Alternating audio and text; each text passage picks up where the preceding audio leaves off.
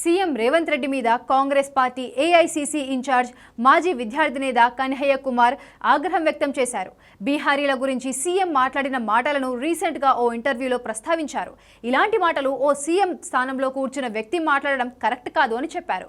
రేవంత్ కాంగ్రెస్ పార్టీలో ఉన్న వ్యక్తి అయినప్పటికీ ఇలాంటి మాటలను మాత్రం స్వాగతించబోమన్నారు.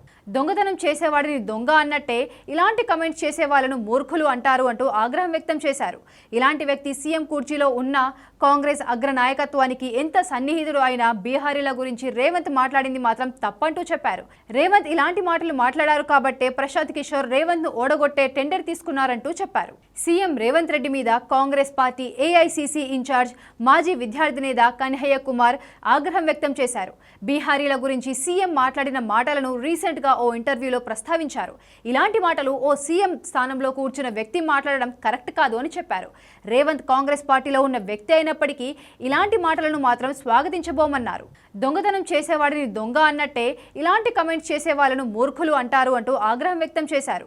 ఇలాంటి వ్యక్తి సీఎం కుర్చీలో ఉన్న కాంగ్రెస్ అగ్ర నాయకత్వానికి ఎంత సన్నిహితుడు అయినా బీహారీల గురించి రేవంత్ మాట్లాడింది మాత్రం తప్పంటూ చెప్పారు. రేవంత్ ఇలాంటి మాటలు మాట్లాడారు కాబట్టే ప్రశాంత్ కిషోర్ రేవంత్ ను ఓడగొట్టే టెండర్ తీసుకున్నారంటూ చెప్పారు.